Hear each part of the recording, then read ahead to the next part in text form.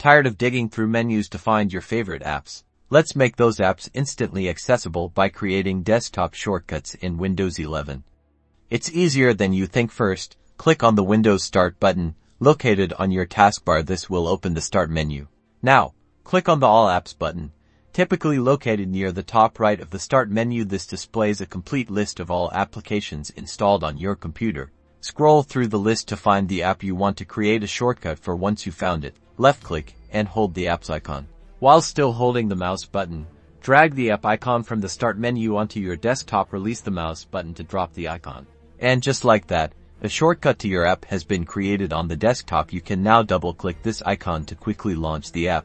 Alternatively, you can right-click on any empty space on your desktop, hover over New in the context menu that appears, and then select Shortcut.